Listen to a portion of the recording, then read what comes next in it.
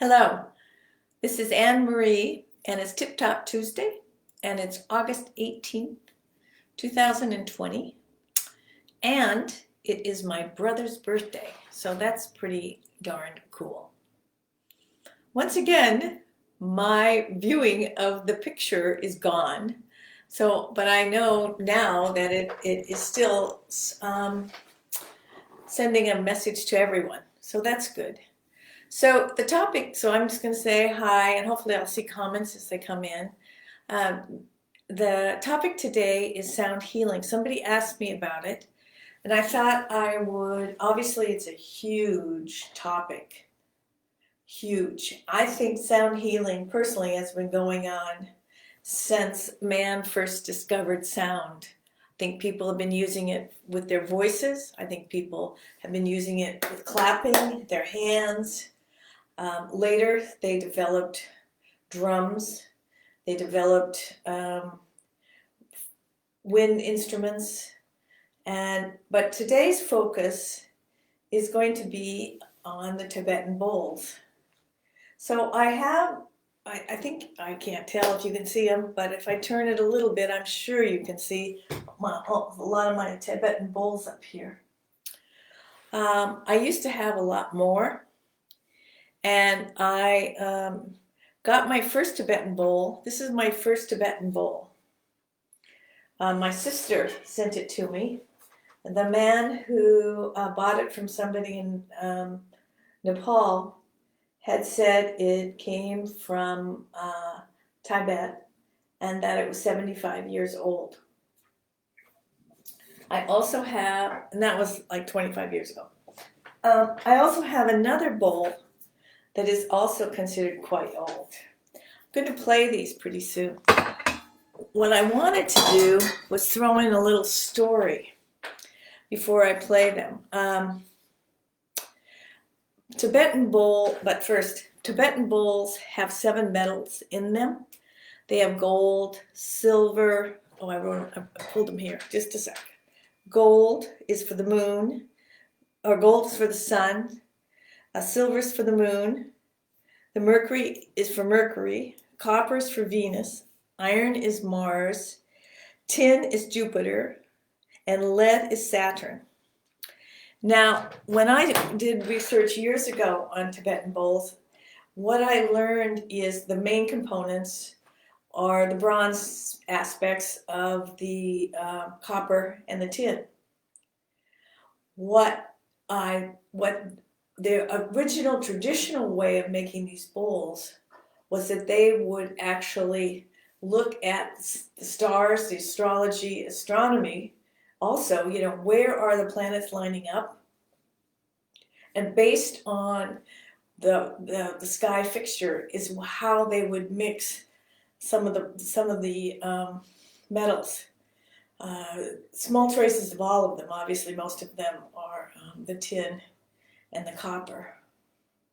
The idea being is that you're making this bowl right at the time that this is what the earth is doing. So you're in connection. It's very kind of a feng shui kind of thing. They do that with housing too. I digress. Anyway, moving forward. So what I thought I would do is talk a little bit about this bowl. This was the first bowl I ever got. My sister Judy sent it to me. And it was very intriguing. When I got it, it had a real clanging noise.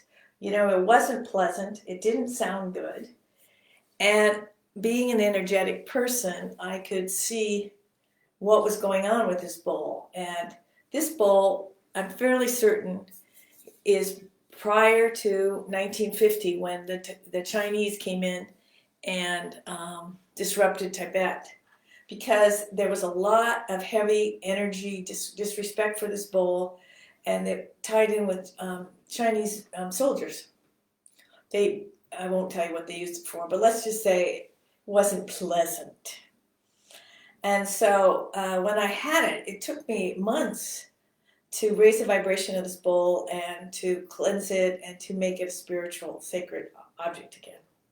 And I'm not even sure it was originally a sacred object. I also think, just based on my intuition, It may have actually been used to store things sometimes, like rice or something like that. Or maybe the Chinese did that before they used it for a potty bowl. So having said all that and introduced this bowl, there's a couple ways to play bowls. This one, I use it because it's thinner than some of them, thin, and it's obviously been hammered. I play it more like you would a gong.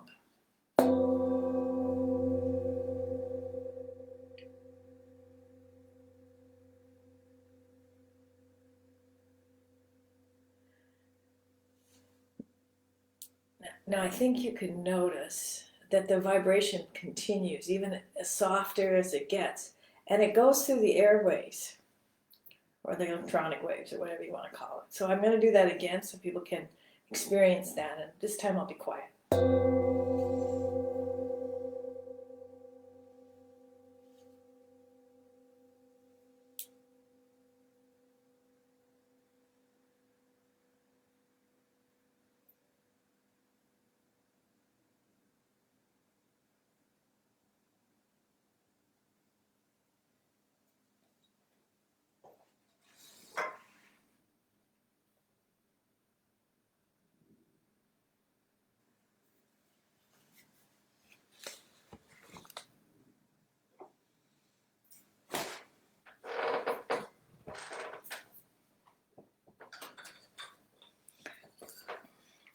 This one is also a Tibetan bowl, and it's been hammered. And the theory is it's like 75 years old. So there's two ways to play this kind of a bowl. You strike it, and then you go around the rim. So here.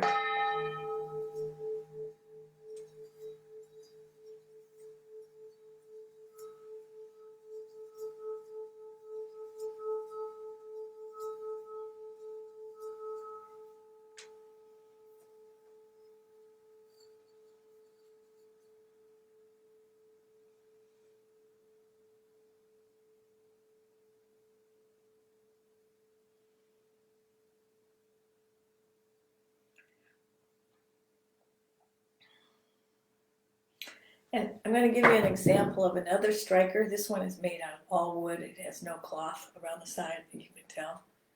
And I think it'll sound just slightly different.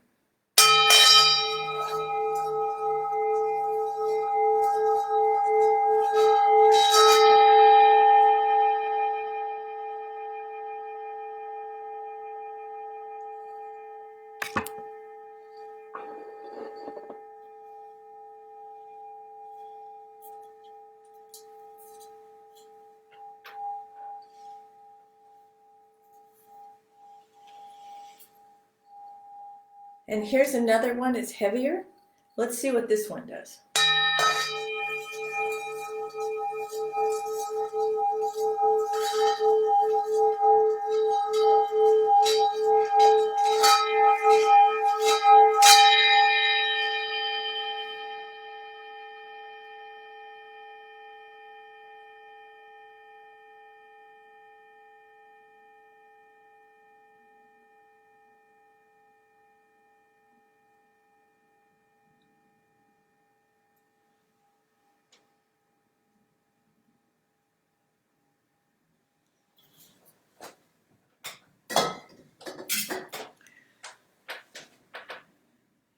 I believe that Tibetan bowls can be used as a meditation tool, that you can hit it and then it will vibrate it. Maybe meditation tool isn't. I like using it for preparing myself for meditation. So I might strike the bowl. I can feel my energy has shifted. Some of the heaviness that's been in my body is gone. It's easier for me now to start to do a meditation. Now, you can also use the bowl for meditation because if you're so inclined that you need the action, and it is effective. It's just not quite the internal kind of, for want of a better term, road. There's the connection when you meditate kind of with the divine and you're going in and you open your heart. There's kind of more of a road. This way, you're kind of stopping and starting again. But, here's the big but, if it works, go for it. Because really, all this is tools to help us heal. Now,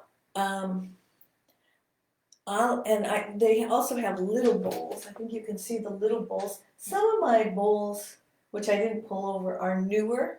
They're not from Tibet. They clearly are newer, and they're from Nepal. They also are made from 7 metals. You know, maybe I'll play one. Just, I know, spontaneous bluff, right? Let me go get one.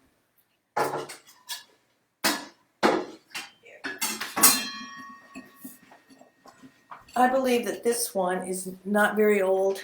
It wasn't hammered, and I think it was made from a mold of some sort, just by the way it feels and looks. So, we're going to play. I'm going to use this stick, because this has a bit, anyway, it doesn't matter why.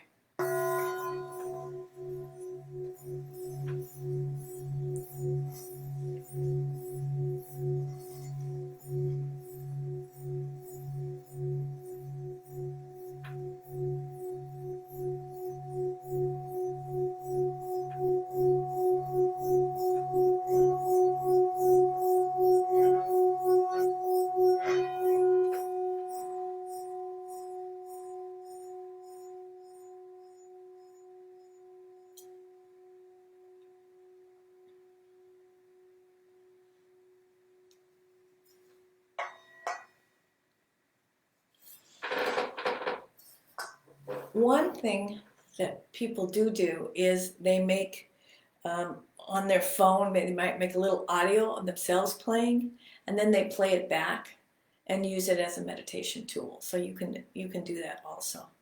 Now, I didn't talk about the Tibetan symbols, which, Tingsta, I think that's how you say it. I don't really think that's how you say it, but, and I didn't talk about the bells. But I think this has been long enough. And hi, Tammy. Glad you're here. Anyway, I think this has been long enough, but I think you got some ideas here. But the focus is just on the bowls this time. Some people, I have read, feel like the bowls are set at a certain sound, and that they're always going to sound a certain way. That has not been my experience with bowls.